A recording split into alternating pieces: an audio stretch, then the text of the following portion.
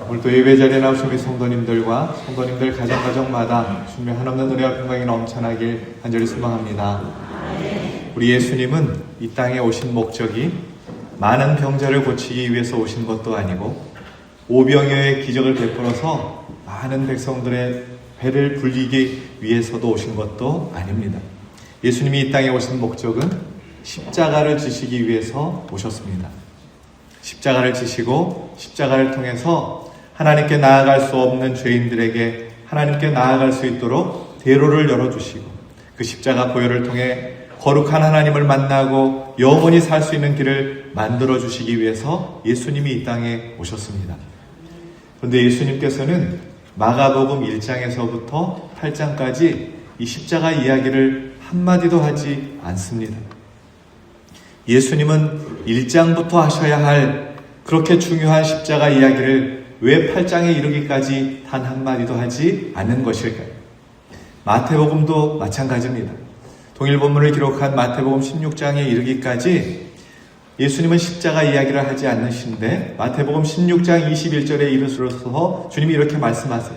이때로부터 라고 말씀하시면서 십자가 이야기를 꺼내십니다. 그러니까 예수님은 1장에서부터 16장까지 십자가에 대해서 말씀을 안 하셨다가 이제 작정을 하시고 이때부터 내가 십자가 이야기를 꺼내겠다라고 말하고 계신다는 것이죠. 그러면 왜 예수님께서는 이렇게 중요한 십자가 이야기를 처음부터 꺼내지 않으시고 마가복음 8장에서 이야기하시고 마태복음 16장에서 이야기하시는 것일까요? 그 이유는 십자가를 지기 위해서는 반드시 갖추어야 할 조건이 있기 때문입니다. 여러분, 십자가는 아무나 질 수 있는 것이 아닙니다. 그러면 마가복음 8장까지 이르기까지 예수님이 어떤 사역을 하셨는지 우리가 주목해 보아야 합니다. 1장에서는 회당에서 귀신 들린 자를 예수님께서 고쳐주십니다. 그 베드로 장모의 열병을 고쳐주시고 문둥병자를 낫게 해주십니다. 2장에서는 중풍병자를 걷게 하십니다. 3장에서는 안식일날 한쪽 손 마른 사람을 고쳐주세요. 4장에서는 바람과 바다를 잔잔케 하시고 5장에서는 군대 귀신 들린 자의 귀신을 쫓아내 주시고 12회를 혈루증으로 알아온 여인의 혈루의 근원을 마르게 하시고 그리고 백부장 야이로의 딸을 살려내십니다. 6장에서는 보리떡 5개와 물고기 2마리로 5,000명을 먹이세요. 물 위를 걸어오시고 많은 병자들을 주님이 고치십니다. 마을과 골과 시장을 다니시면서 토시를 다니시면서 많은 병자들을 고치세요. 7장에서는 수로보니게 여인의 흉악히 귀신 들린 딸을 고쳐내주시고 귀먹고 어눌한 자를 귀를 열어주시고 혀를 풀어주십니다. 8장에서는 떡 7개로 4,000명을 먹여주세요. 날 때부터 소경된 자를 고쳐주십니다. 그러니까 마태복음 1장에서부터 8장까지 주님이 하신 일은 기적을 베풀어 주셨다라는 것입니다. 여러분, 이 모습을 의역해보면 이런 것입니다. 너희들 봤지? 내가 바다를 잠잠케 하는 것 봤지? 많은 병자를 고쳐내는 것 봤지? 귀신을 쫓아내는 것, 귀신이 떠나가는 것 너희들 똑똑히 봤지? 소경이 눈을 뜨고 문둥병자가 깨끗함을 받고 중풍병자가 일어나는 것 너희들 봤지? 죽은 자가 살아나는 역사 너희들이 똑똑히 보았지? 그리고는 8장에서 예수님께서 제자들에게 물으시는데 너희들은 나를 누구라고 하느냐라고 물으셨다는 것이지. 주는 그리스도시요 살아계신 하나님의 아들이십니다. 이 고백이 떨어지자마자 그제서야 예수님께서 십자가 이야기를 꺼내시는 것입니다. 그러니까 지금 1장에서부터 8장까지 주님이 무엇을 보여주고 계시는가? 죽은 자도 살려내실 수 있는 분, 기적을 행하시는 분, 전능하신 하나님, 그분이 나란다. 전능하신 하나님의 역사를 가지고 있는 분이 나란다라는 것을 주님이 보여주고 계시는 것이지. 그러면 십자가를 이야기하기 전에 왜 주님께서 능력을 먼저 이야기하고 계시는 것일까요? 왜 기적을 먼저 베풀어 주신 것일까요? 제자들에게 무엇을 보여주고 싶으셨던 것일까요? 그것은 지금 내가 지는 이 십자가는 절대로 능력이 없어서 지는 십자가가 아니란다. 이것을 제자들에게 가르쳐주고 싶으셨던 것입니다. 이 십자가는 귀신을 쫓아내고 병든 자를 고쳐내고 바다를 걷고 죽은 자를 살려내는 초자연적인 능력을 행하시는 하나님의 아들이 지는 것이고 능력이 없어서 힘이 없어서 마지못해서 지혜가 없어서 지는 십자가가 아니란다. 비록 잡히고 조롱받고 수치당하고 사람들에게 비웃음을 당하지만 무능하거나 부족해서 지는 십자가가 아니다. 너희들 이것을 기억해라 라고 주님이 가르쳐주고 있는 것입니다. 살아계신 하나님, 전능하신 하나님, 모든 일을 가능케 하신 하나님을 만난 경험이 없는 사람에게는 이 십자가를 지는 것은 능력이 없어서 지는 십자가일 뿐입니다. 왜냐하면 십자가는 너무나 비참하고 슬프고 수치스러운 형벌이기 때문입니다. 그러나 살아계신 하나님, 전능하신 하나님을 삶의 현장에서 만나고 체험한 사람에게는 그 십자가는 능력이요, 그 십자가는 하나님의 역사를 경험하는 놀라운 십자가가 된다는 것이지. 그래서 누가 이 십자가를 질 수 있는가? 예수 그리스도의 전능하심을 내 삶의 현장에서 만난 사람이 이 십자가를 질 수 있다는 것입니다. 그런데 여러분 보세요. 예수 믿은 지 30년, 40년이 넘었지만 이 마가복음 8장을 넘어가지를 못합니다. 십자가 지는 삶이 없습니다. 매일처럼 기적만을 구하는 삶을 산다는 것이지. 우리 집에 경제 문제가 있는데 하나님 오병이어의 기적을 베풀어 주셔서 우리 가정이 일어나게 해 주옵소서. 아픈 곳 주께서 만져주셔서 깨끗하게 고쳐 주옵소서. 기도 제목이 바뀌지를 않는다는 거예요. 수십 년을 예수 믿어도 이 땅을 살아가는 동안에 십자가 지는 것은 싫어하고 기적만 맛보기를 원하는 수준의 삶이 오늘날 많은 기독교인들의 삶임을 주님이 지적하고 있는 것입니다. 그래서 주님은 전능하신 하나님이 나와 함께 하심을 믿는다면 마가복음 8장을 넘어가라는 거예요. 그 살아계신 하나님을 만났다면 이제부터는 주님을 따르는 삶을 살라는 것입니다. 34절 말씀 함께 공독합시다. 무리와 제자들을 불러 이르시되 누구든지 나를 따라오려거든 자기를 부인하고 자기 십자가를 지고 나를 따를 것이니라. 아멘. 이 말씀에는 동사가 2번 반복돼서 나오는 동사가 있는데 따르다라는 동사입니다. 우리말은 똑같지만 원문 성경을 보면 이 따르다는 앞에 따르다와 뒤에 따르다는 이 동사가 다른 의미를 가지고 있어요. 첫 번째, 누구든지 나를 따라오려거든. 여기서 따른다는 단어는 에르코마이라고 해서 이 단어는 누구를 따라가긴 하는데 아무 의미 없이 아무런 생각 없이 따라가는 것을 말합니다. 우리 속담에 친구 따라 강남 간다 라는 말이 있죠. 친구가 가니까 아무 생각 없이 강남까지 따라간다는 것입니다. 마치 이와 같아요. 유독교회 말씀이 좋다더라. 유독교회 시온천향대 찬양이 너무나 은혜스럽다더라. 그래서 친구의 말을 듣고 따라가는 것이죠.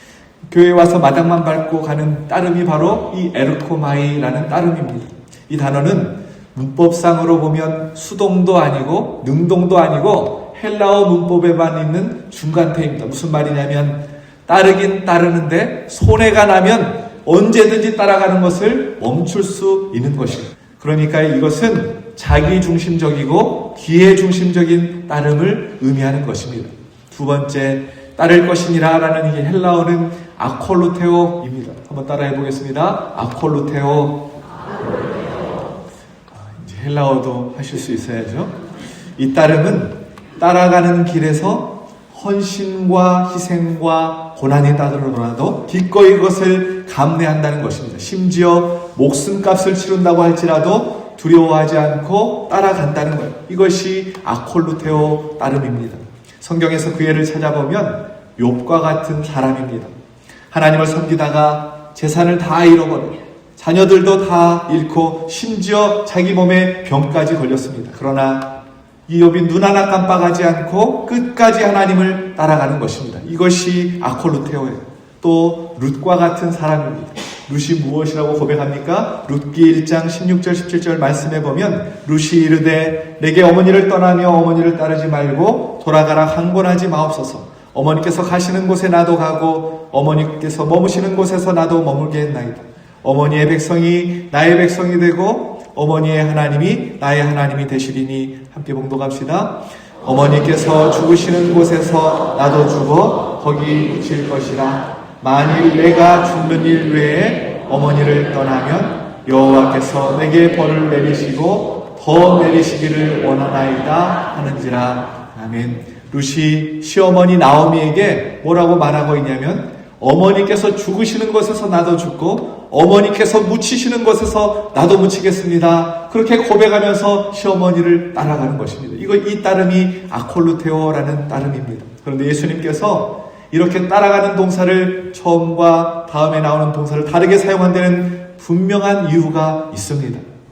그것은 예수님을 따라가는 사람 중에는 무리로, 군중심리로 기회를 얻기 위해서 따라가는 사람이 있고, 정말 예수님의 제자로서 그 길을 따라가는 사람이 있다는 것입니다. 바라옵기는 우리 유덕교의 모든 성도님들은 무리로 예수님을 따르는 것이 아니라 제자로 예수님을 따르는 사람들 되시길 예수 그리스도의 이름으로 축원합니다. 그러면 제자로 예수님을 따르기 위해서는 어떻게 해야 하는가? 엘코마이의 따름이 아니라 아콜루테오의 따름을 따르기 위해서는 어떻게 우리가 해야 되는가? 34절 말씀 다시 한번 봉독합시다. 무리와 제자들을 불러 이르시되 누구든지 나를 따라오려거든 자기를 부인하고 자기 십자가를 지고 나를 따를 것이니라. 아멘. 제자로 따르기 위해서는 두 가지가 있어야 되는데, 첫 번째는 자기 부인이 있어야 합니다. 여기서 자기 부인의 뜻은 자기 포기, 자기 버림, 자기 비움, 여러 가지 뜻이 있지만 원어로 보면 인연을 끊다, 관계를 끊다라는 뜻을 가지고 있어요. 인연을 끊는데 누구와의 인연을 끊냐면 자기와의 인연을 끊는 것이 자기 부인입니다. 여기서 자기는 죄로 인해서 타락한 자아를 말해요. 내가 문제인 거예요. 인간은 하나님의 형상대로 창조되었습니다. 그러나 죄로 인해서 그 형상이 파괴되었습니다. 그렇게 세상의 탐욕과 죄로 얼룩지고 하나님과 전혀 상관없이 자기 멋대로 따라가는 타락한 인간이 되고 말한다는 것이지. 그래서 자기 부인이라는 것은 이렇게 타락한 자기와의 인연을 끊어내는 것이 자기 부인입니다. 이사야 선지자가 우리 인간을 잘 표현해 놓고 있는데, 이사야서 53장 6절에 보면 우리는 다 양 같아서 그릇 행하여 각기 제 길로 갔거늘 이라고 말하고 있어요. 그러니까 우리는 양처럼 자기 멋대로 자기 마음대로 살아가기를 원하는 사람들이라는 것이죠. 그런데 여러분 생각해 보세요. 예수님을 따라가려면, 제자로서 예수님을 따라가려면, 예수님과 같은 길을 가고 예수님과 동행하려면 예수님과 뜻이 맞아야 하는 것입니다. 내 뜻대로 내 마음대로 가기를 원한다면 절대로 예수님을 따라갈 수 없고 예수님과 동행할 수 없는 것이지. 양처럼 내 마음대로 가버리면 주님과 같은 길을 걸을 수 없다라는 것입니다. 그래서 자기 부인이라는 것은 내 마음대로 살고자 하는 내 뜻을 꺾는 것, 내 의지를 꺾는 것을 말하는 것입니다. 사람들은 그렇게 내 마음대로 살려고도 하지만 또 뭔가에 사로잡혀서 살아갑니다. 어떤 사람은 분노에 사로잡혀 살아가는 사람이 있어요.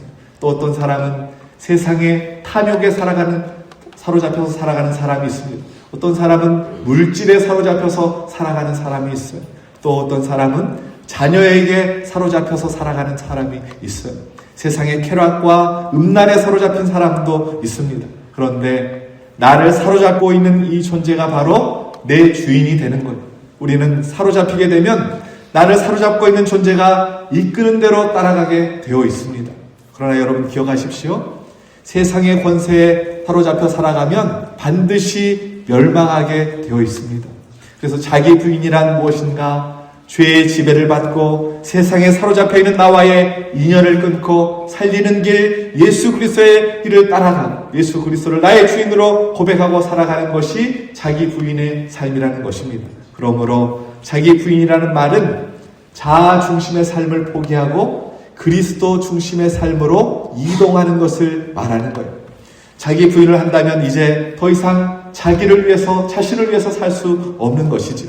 모든 행동의 목표가 예수 그리스도가 되는 것입니다. 왜냐하면 자신의 목적을 가지고 있으면 그리스도를 따르기보다는 나의 목표를 이루는데 예수 그리스도를 이용하는 것밖에 되지 않기 때문입니다. 그래서 자기의 야망을 다 포기하고 살아가는 것이죠. 그래서 제자는 자기 목적이 따로 있어서는 안 됩니다. 그것을 주님에 따르는 일에 최대의 걸림돌이 되기 때문이죠. 여러분 오늘 베드로를 보세요. 예수님께서 제자들을 향해서 너희들은 나를 누구라고 하느냐라고 물으셨을 때 베드로가 주님께 주님은 그리스도시요 살아계신 하나님의 아들이십니다. 이렇게 고백을 해요. 그 자리에서 베드로는 영웅이 되었습니다. 베드로란 이름도 그때부터 예수님으로부터 불리게 되었어요.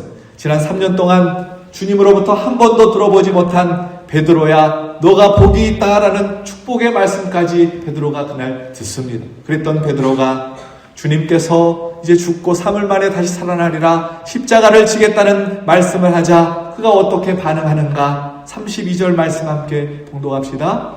드러내놓고 이 말씀을 하시니 베드로가 예수를 붙들고 항변하네.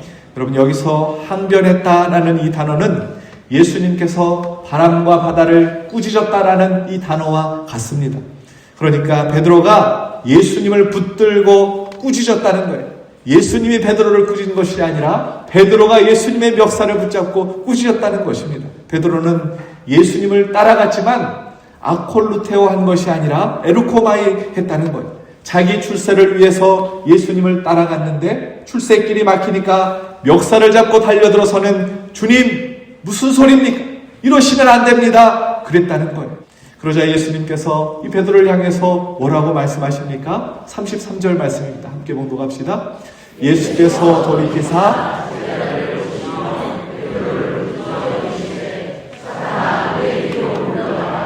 내가 하나님의 일을 생각하지 아니하고 사람의 일을 생각하시고 아멘. 주님께서 십자가 지시는 그 일이 하나님의 일이고 하나님께서 자신에게 주신 사명이라고 생각하고 계셨습니다. 그래서 그 일을 반드시 하셔야만 했어요. 그러나 베드로의 생각 속에는 자기 출세, 자기 야망밖에 없었다는 것이지. 그래서 주님께서 너는 하나님의 일을 전혀 생각하지 않고 나를 이용해서 자기 실현을 하려고 하는구나. 너는 기회주의 인간이구나. 사탄아 내 뒤로 물러가라. 주님께서 그렇게 책망하고 계시는 것입니다. 여러분 자기 부인이 얼마나 어려운지 모세를 보면 알 수 있습니다. 자기 부인의 과정이 모세는 40년이 걸립니다. 애굽 왕실에서 자라난 모세는 자아가 충만했어요. 뭐든지 다 할 수 있었습니다. 그러나 열심이 너무나 강해서 결국 그가 사람을 죽이고 맙니다. 미디안 광야로 도망치고 40년을 보냈어요. 하나님이 80세가 되자 모세를 부르셨을 때 모세는 자신은 할 수 없습니다. 못한다고 4번이나 거절을 합니다. 자신은 아무것도 아니라고 그렇게 고백까지 하나님 앞에 합니다. 자기 자랑이 전혀 없는 모습으로 그가 변화가 된 것이지. 바로 그때 하나님께서 그를 부르셨어요. 자기 의로 가득 차 있을 때는 아직 때가 되지 않은 것이지. 하나님은 자기 부인이 된 사람을 사용하시는 것입니다. 자기 부인이 되지 않으면 하나님의 일을 하기보다는 오히려 방해자가 되기 때문입니다. 예수님께서 이 자기 부인의 모습을 너무나 분명하게 우리에게 모범을 보여주셨어요. 십자가를 앞에다 두고 땀방울이 빗방울이 되도록 기도하시면서 뭐라고 기도하십니까? 누가복음 22장 42절 상반절에 이르시되 아버지여 만일 아버지의 뜻이거든 이 잔을 내게서 옮기시옵소서 이렇게 기도하세요. 여러분 십자가가 얼마나 수치스럽고 고통스럽고 무서운 형벌입니까? 얼마나 끔찍한 죽음입니까? 그래서 주님께서 하신 이 잔을 내게서 지나가게 하소서라는 이 기도는 예수님이 지극히 인간적인 그 뜻을 말하는 기도입니다. 그러나 주님은 곧바로 그 인간적인 기도를 꺾고 뭐라고 기도하십니까? 22장 42절 하반절 말씀 함께 봉독합시다. 그러나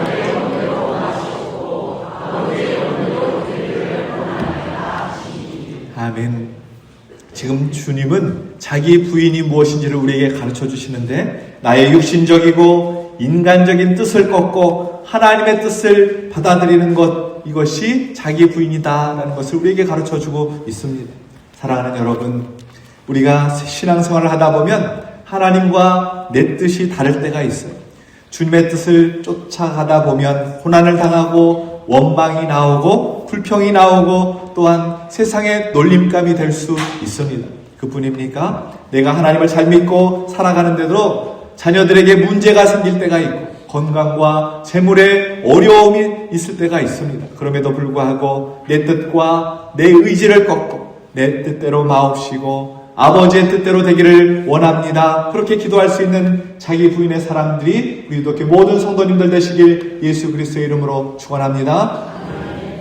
두 번째, 제자로 예수님을 따르기 위해서 어떻게 따라가야 하는가? 자기 십자가를 지고 따라가야 합니다. 우리는 자기 부인으로 끝나면 안 됩니다. 자기를 부인하는 이유는 자기 십자가를 지기 위해서입니다. 주님을 따르는 사람은 반드시 자기 십자가를 지고 따라가야 된다라는 이 말은 각자가 져야 할 십자가가 누구에게나 다 있다라는 말이에요. 그러면 내가 져야 할 십자가는 무엇입니까? 여러분, 어떤 분은 예를 먹이는 남편이 나의 십자가라고 말하는 분도 있고 어려운 일을 당하면 그것이 나의 십자가라고 말하는 분도 있습니다. 경로당에서 자기 마음에 안 드는 사람, 내 속을 썩기는 그 사람을 내 십자가라고 말하기도 합니다. 때로 자기 삶의 약점이나 질병을 십자가로 여기기도 합니다. 물론 소극적인 의미에서 보면 나를 힘들게 하는 십자가가 될 수 있어요. 그러나 성경이 말하는 십자가는 그 이상의 의미를 우리에게 가르쳐줘요. 그렇다면 그것이 나의 십자가인지 아닌지 무엇으로 알 수 있습니까? 예수님의 십자가가 우리의 기준이 되어야 하는 거예요. 예수님은 당신 자신을 위해서 십자가 고통당한 것이 아니었어요. 십자가의 길은 꽃길이 아니었습니다. 예수님께서 십자가로 더 가까이 가면 갈수록 사람들은 하나 둘씩 떠나갔습니다. 심지어 제자들도 예수님을 배반하고 떠나갔어요. 우리도 마찬가지입니다. 우리가 십자가의 길을 걸을 때 배신을 경험할 수 있고 처절한 외로움 속에 살아갈 수 있습니다. 믿음으로 살려고 할 때 버림받거나 비웃음을 당하고 멸시와 조롱을 당할 수 있습니다. 십자가를 붙드는 그 순간에 내가 소중하게 여겼던 것을 잃어버릴 수도 있습니다. 나와 함께하는 상당한 사람들이 나에게 등을 돌릴 수 있습니다. 배우자와 갈등이 이전보다 더 심각해질 수도 있습니다. 그러나 여러분 기억하십시오. 우리가 주를 믿고 그리스도를 위해서 삶을 살아가면서 사람들로부터 무시를 당하고 핍박을 당한다면 그 길이 십자가의 길이라는 것입니다. 세상은 언제나 우리에게 쉽게 살 수 있는 길이 있다고 우리에게 손짓을 합니다. 그럼에도 불구하고 제자의 삶은 십자가를 지는 삶이라는 것이죠. 여러분, 신앙생활이 하면 할수록 쉽습니까? 어렵습니까? 할수록 어려워지는 것이 신앙생활이죠. 그런데 여러분 한번 점검해 보세요. 우리는 자꾸 쉬운 길, 편한 길로만 가려고 합니다. 자꾸 쉬운 길, 편한 길로만 가려고 한다면 그 길은 제자의 삶이 아닌 것이죠. 여러분, 이 십자가의 본질이 무엇입니까? 디트리히트 보네퍼 목사님이 나를 따르라라는 책에서 그리스도께서 우리를 부르실 때 와서 죽으라고 명령하신다라고 말씀하고 있습니다. 그리스도를 따르는 길은 그리스도를 위해서 죽는 길, 이 십자가의 본질은 죽음이라는 것이지. 그래서 자기 십자가를 진다는 것은 자기 죽음을 의미합니다. 다시 말하면 십자가에서 죽음을 경험한 사람만이 주님을 따라갈 수 있다는 거예요. 여러분, 죽은 사람의 특징이 무엇입니까? 죽은 사람 보신 적 있으세요? 죽은 사람은 어떠한 것에도 반응이 없다는 거예요. 나를 무시해도 나를 짓밟아도 반응을 안 한다는 것입니다. 예를 들어 시어머니가 내 십자가인데 그 십자가를 지고 가면서 시어머니의 말 한마디에 행동 하나에 마음이 상하고 미움이 생기고 분이 일어난다면 그것은 십자가를 진 상태가 아니라는 것입니다. 반응을 하고 있다면 그것은 살아있는 것입니다. 십자가를 진 것이 아니지요. 지금 내 남편이 내 십자가다. 그리고는 그 십자가 지고 가면서 맨날 불평하고 마음에 남편에 대한 원망이 있고 분노가 있고 좌절이 있다면 그것은 십자가 지는 삶이 아닌 것입니다. 아직도 살아있는 거예요. 내 자녀가 십자가인데 하루는 시험을 보고 와서 성적표를 내밉니다. 성적표를 보자마자 이 엄마가 십자가에서 옷을 빼고 내려와서는 너 핸드폰 할 때부터 알아봤다. 또 일찍 잘 때부터 내가 알아봤다. 그러면서 막 퍼붓고 난 다음에 이제 엄마 올라갈 시간이다. 그러면서 다시 십자가 지려고 한다면 잠시는 죽었을지는 모릅니다. 그러나 문제가 올 때마다 부르짖는 소리에 내가 반응을 한다는 것은 십자가를 지는 것이 아니다라는 것이죠. 십자가를 진다는 것은 십자가에 매달려 죽어 있는 것입니다. 아무리 불러도 대답이 없는 거예요. 반응이 없어야 하는 것이죠. 그저 죽은 채로 십자가에 매달려 있는 것입니다. 그렇다면 예수님을 따라간다는 말은 무슨 말일까요? 내가 죽어버렸는데 어떻게 따라갈 수 있습니까? 여러분, 우리의 마음에는 문이 하나 있습니다. 그런데 이 마음의 문에 어느 날 남편이 노크를 해요. 남편이 똑똑똑 노크를 할 때 이전에는 내가 막 달려가서 문을 열어 주었습니다. 내가 가서 문을 열어주면 나와 남편이 만나는 것입니다. 그런데 이제 이 집에는 나는 이미 죽어버렸습니다. 주님이 이렇게 말씀하셨어요. 그리고 성경이 뭐라고 말하냐면 갈라디아서 2장 20절 말씀 함께 봉독합시다. 내가 그리스도와 함께 십자가에 못 박혔나니 그런즉 이제는 내가 사는 것이 아니요 오직 내 안에 그리스도께서 사시는 것이라. 이제 내가 육체 가운데 사는 것은 나를 사랑하사 나를 위하여 자기 자신을 버리신 하나님의 아들을 믿는 믿음 안에서 사는 것이라. 아멘. 내가 그리스도와 함께 십자가에 못 박혔나니 이제는 나는 죽고 내 안에 누가 사냐면 예수 그리스도께서 산다는 것입니다. 남편이 노크를 할 때 예전 같으면 내가 나가서 문을 열었어요. 그리고 상황을 보고 같이 화내고 분노하고 싸우고 속상해했었습니다. 그런데 십자가를 지고 나는 죽고 예수님이 내 안에 살고 계시니까 이제 내가 나가는 것이 아니라 예수님이 문을 열고 나가서 남편을 만나는 것입니다. 예수님이 문을 열고 나가는 것을 성경은 십자가를 지고 따르는 것이라고 우리에게 가르쳐줍니다. 어느 교회에 고등부 한 여학생이 있었어요. 어릴 때 부모님이 모두 돌아가셔서 고모 밑에서 자랐습니다. 그 고모는 조카들을 키우느라 시집도 못 가고 온갖 고생을 하면서 살았습니다. 이 학생은 고모가 자기들을 위해서 희생하는 것을 알았지만 날이 갈수록 심해지는 이 고모의 잔소리에 반항심이 생겨났어요. 특히 고모가 교회에 다녀오는 것 반대하면 너무나 참을 수가 없었습니다. 그래서 집에만 오면 숨이 막히고 고모와 얼굴을 맞닥뜨리면 계속 싸우기만 했어요. 그러나 교회에 가서 기도할 때면 언제나 고모와 싸운 것에 대해서 마음이 너무나 아프고 그것이 가장 큰 회개의 제목이 되었습니다. 그러던 어느 날 이 학생이 예배를 드리다가 말씀을 듣는데 우리가 죽어야 우리 대신에 예수께서 역사하신다라는 설교 말씀을 듣고 큰 은혜를 받았습니다. 그 순간에 나 대신 예수님이 우리 고모를 만나시면 얼마나 좋을까라는 생각이 들었습니다. 예배를 마치고 집으로 돌아가서 이 학생이 현관문을 잡고는 하나님 앞에 기도했어요. 주님, 저는 고모를 만나서 싸우지 않을 자신이 없습니다. 저 대신 주님이 우리 고모를 만나주세요. 이렇게 기도했어요.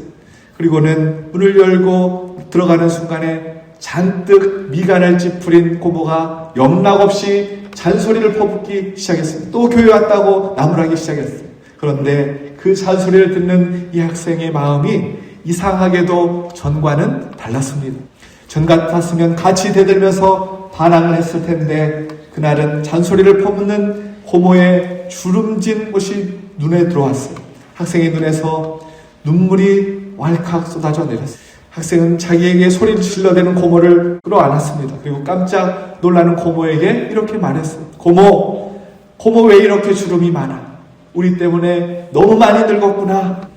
고모가 예상치 못하는 조카의 행동과 말 때문에 당황했어요. 순간 가슴에서 오랫동안 응어리져 있던 것들이 풀어지는 것 같은 느낌이 들었습니다.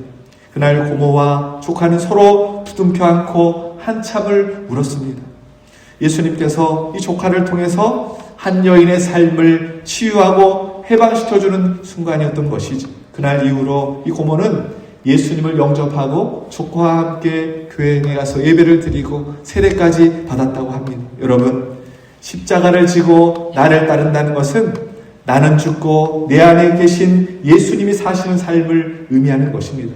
예수 그리스도와 함께 내가 십자가에 죽었음을 분명히 믿고 살아가는 저와 여러분 되시길 소망합니다. 여러분, 이제는 누가 문을 두드려도 내가 나가는 것이 아니라 예수 그리스도가 나가게 하십시오.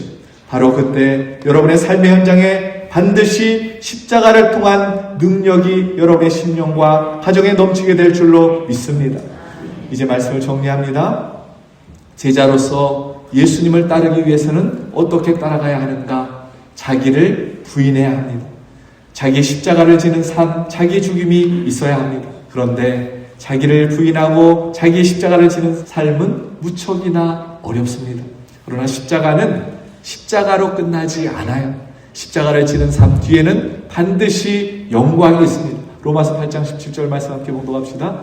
자녀이면 또한 상속자 곧 하나님의 상속자요 그리스도와 함께한 상속자니 우리가 그와 함께 영광을 받기 위하여 고난도 함께 받아야 할 것이니라. 아멘.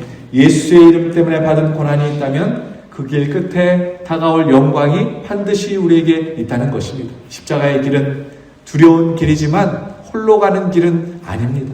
십자가의 무거운 짐을 주님께서 함께 져주시기 때문이지요. 그리고 그 길 끝에는 하나님의 영광이 기다리고 있습니다. 오늘 주님께서 저와 여러분에게 이제 나를 십자가 지고 따를 준비가 되었느냐 물어보십니다. 모두가 길을 잃은 이 혼돈의 시대, 오직 예수님만 따라가는 우리 유독의 모든 성도님들 되시길 예수 그리스도의 이름으로 축원합니다.